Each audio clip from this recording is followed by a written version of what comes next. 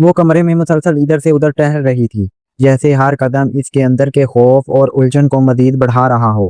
آخرکار وہ تھک ہار کر بیڈ پر بیٹھ گئی، مگر دل کی دھڑکنیں بدستور تیز تھیں۔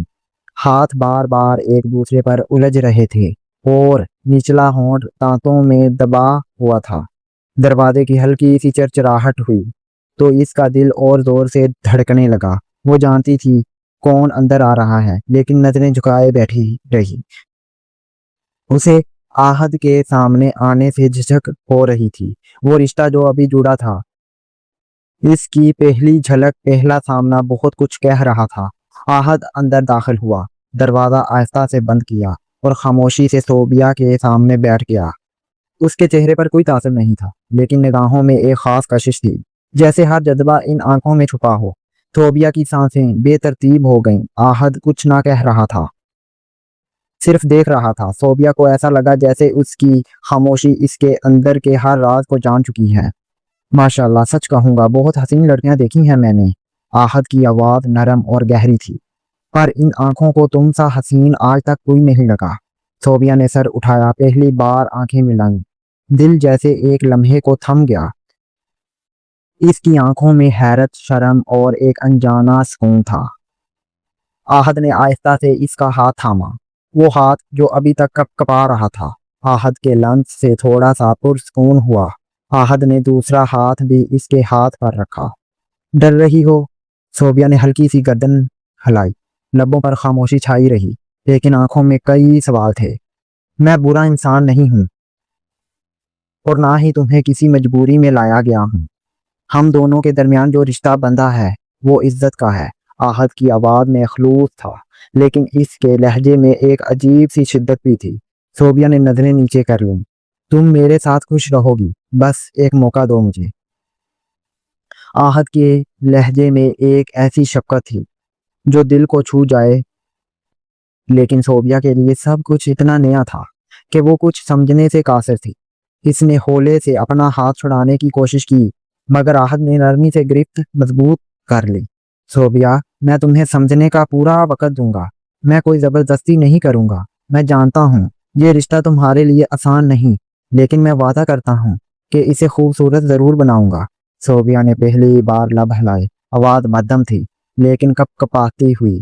میں نہیں جانتی آہد، مجھے بہت ڈر لگ رہا ہے۔ آہد نے ایک ہلکی سی مسکراہٹ کے ساتھ کہا، ڈر صرف ابتدا میں ہوتا ہے، جب ہم اجنبی ہوتے ہیں۔ جب تم مجھے جان لو گی، شاید تمہارا ڈر ختم ہو جائے۔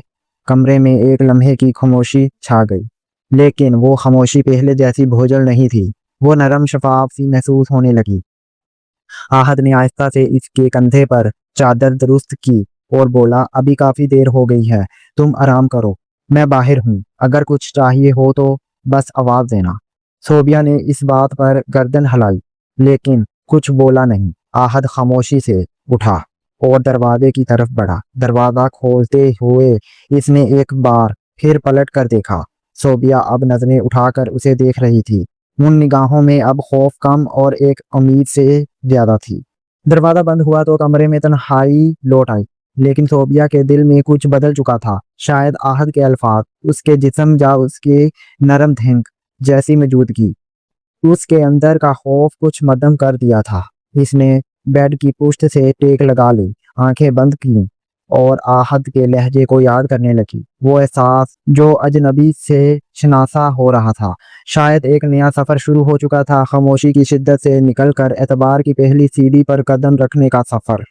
آہد کے ساتھ پہلی رات کے بعد صوبیہ کے دل میں ایک عجیب سی ہلچل تھی۔ وہ شخص جو اس کے لیے مکمل اجنبی تھا، وہ ایک دم سے اتنا مہربان، اتنا سادہ اور اتنا خاموش کیوں تھا؟ کیا واقعی ایسا بھی ہو سکتا ہے کہ کوئی مرد بغیر کسی غرض کے صرف دل سے کسی کو اپنائے؟ صبح کا سورج نرم روشنی لیے کمرے کی کھڑکیوں سے جھانک رہا تھا۔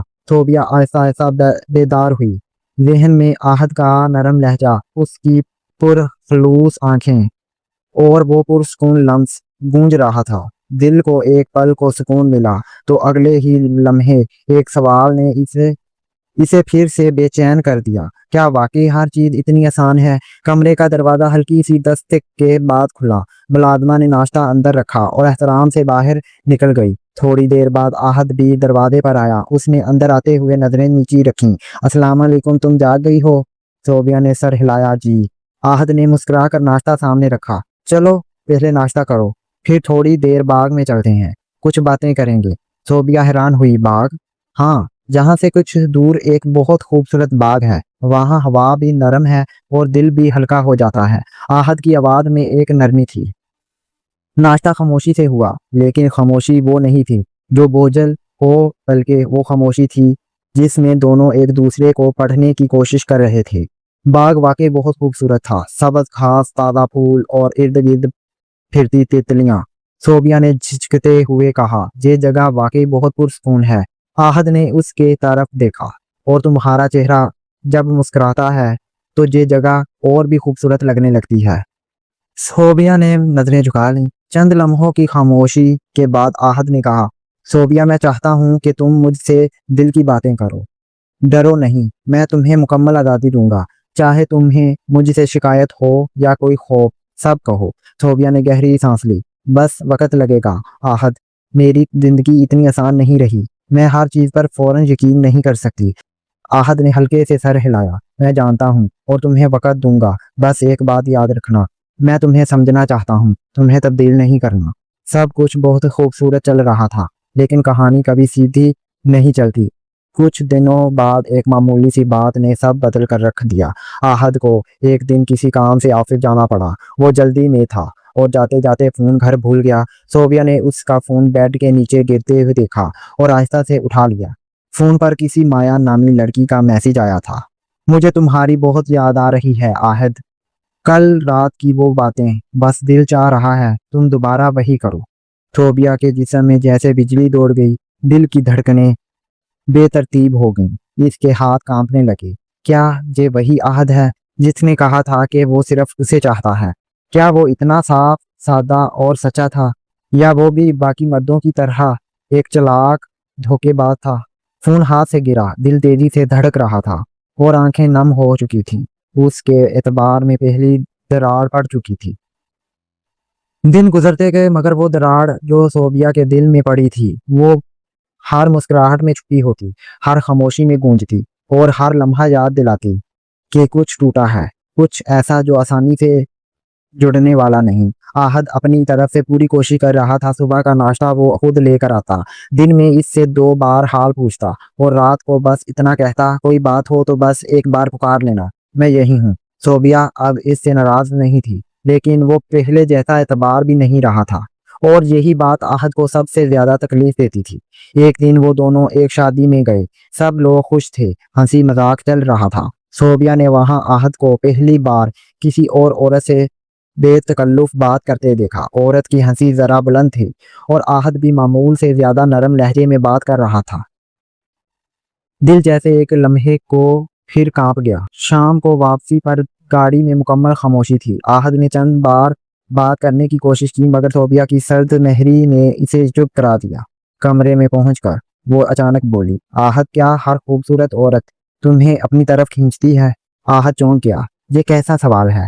شادی میں جو عورت تم سے بات کر رہی تھی، اس کی آنکھوں میں تمہارے لیے جو کچھ تھا وہ ہر کسی کو نظر آ رہا تھا، اور تم تو ایسے بات کر رہے تھے جیسے وہ تمہاری بہت پرانی جاننے والی ہو۔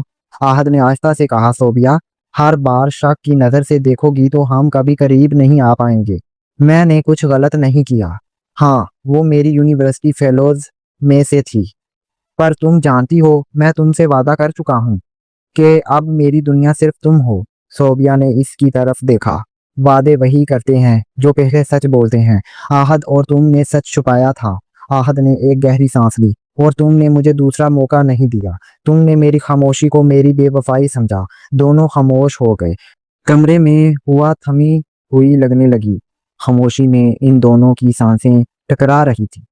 آہد نے آہستہ سے کہا، مجھے تمہاری دھڑکن سننی ہے صوبیہ، اگر وہ اب بھی میرے نام پر تیز دھڑکتی ہے तो मुझे उम्मीद है कि हमारा रिश्ता बच जाएगा। सोबिया की आंखों में नमी आ गई। दिल वाकिब अब भी आहद के करीब आते ही बेकाबू हो जाता था, लेकिन जबान अब भी कैद में थी। आहद ने धीरे से उसके करीब आकर कान में सरगोशी की। मैंने कभी तुम्हें छोड़ने का सोचा तक नहीं।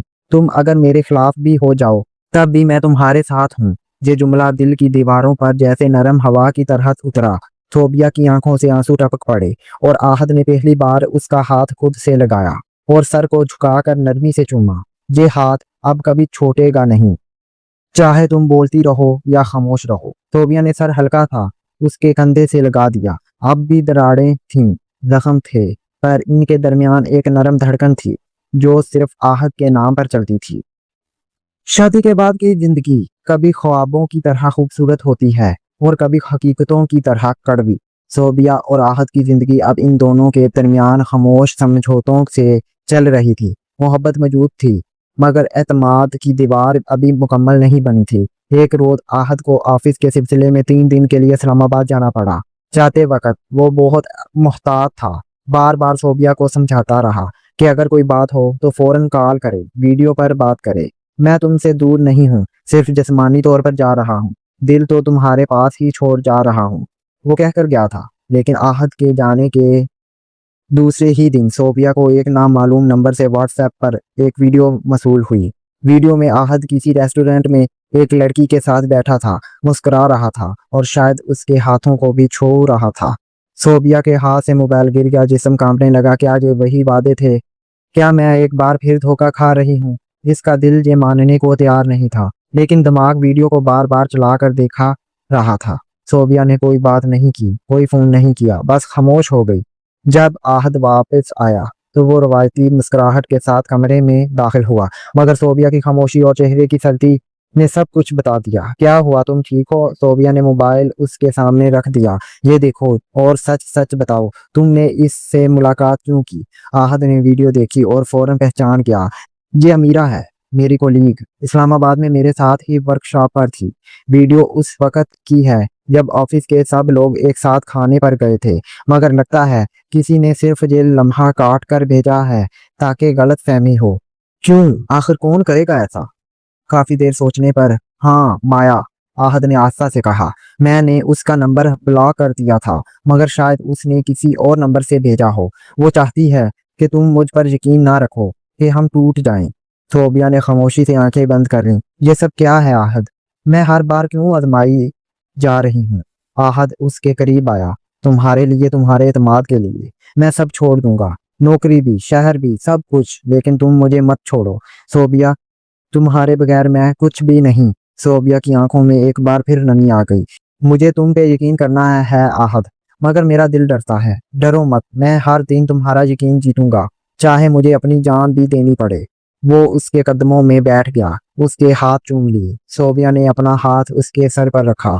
अब अगर तुमने दोबारा मुझे आजमाया तो शायद मैं वापस ना आ सकूं। मैं तुम्हें कभी दोबारा रोने नहीं दूंगा, ये वादा है। मोहब्बत की आजमाइश सख्त थी, मगर दोनों ने एक बार फिर एक दूसरे का हाथ थाम लिया था। जिंदगी ने एक बार फिर मोड़ लिया था। जहाँ कभी शक और गलत फहमियों की दीवार थी, वहां अब खामोशी से एतमाद की बुनियाद रखी जा रही थी। मगर दिल की वो पुकार जो अंदर ही अंदर मुसलसल चीख रही थी, आज वो अपने लफ्ज मांग रही थी। शाम का वक्त था। सोबिया लॉन में बैठी आसमान पर बादलों को घूर रही थी।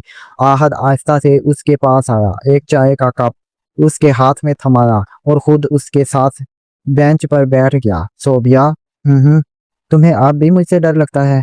वो चंद लम्हे खामोश रही, फिर आहिस्ता से बोली, नहीं आहद, अब तुमसे डर नहीं लगता, लेकिन खुद से लगता है कि अगर मैं फिर से टूट गई तो शायद जो बचा है वो भी खत्म हो जाएगा। आहद ने उसके हाथ पर अपना हाथ रख दिया। मैं तुम्हें कभी दोबारा टूटने नहीं दूंगा। अगर कोई तकलीफ आई तो मैं खुद पहले उसके सामने खड़ा होऊंगा। सोबिया ने उसकी आंखों में देखा, वो निगाहें अब साफ थीं, सच्चाई से भरी हुई। तुम जानते हो आहद, औरत जब बोलती है ना, तब तक उसके दिल में कुछ उम्मीद बची होती है, और जब वो खामोश हो जाए तब समझ लेना कि वो अंदर से मर गई है। आहद ने उसकी बात गौर से सुनी, फिर बोला, तो क्या तुम अब भी जिंदा हो? सोबिया ने आंखें बंद की और आहिस्ता से कहा, हाँ, तुम्हारे लम्स में, तुम्हारी बातों में, तुम्हारे लम्स की थरथराहट में। मैं अब भी जिंदा हूँ। आहद ने आहिस्ता से उसका चेहरा अपने हाथों में लिया। फिर जिंदगी को जीने दो। मेरी बाहों में तुम्हारी हर खामोशी, हर दर्द, हर खौफ में अपने दिल से लपेट लूंगा। तुम्हारी रूह को पुकारने वाला मैं ही हूँ। सोबिया का दिल एक लम्हे को पिघला और उसने खुद को आहद के सीने से लगा दिया। मैं थक गई हूँ आहद, बहुत थक गई हूँ। तो बस अब सो जाओ मेरी बाहों में। सब दुख, सब खौफ, सब सदमे मैं सह लूंगा। तुम्हें कुछ नहीं होने दूंगा। चांद की रोशनी में दोनों वजूद एक दूसरे में सिमट गए। खामोश दिल की पुकार आज सुन ली गई थी। जो धड़कनें कभी बिखरी हुई थी आज एक हो चुकी थी। रिश्ते जुड़ते हैं, टूटते हैं, लेकिन अगर मोहब्बत सच्ची हो तो खामोशी भी पुकार बन जाती है और पुकार दुआ बनकर कबूल हो जाती है।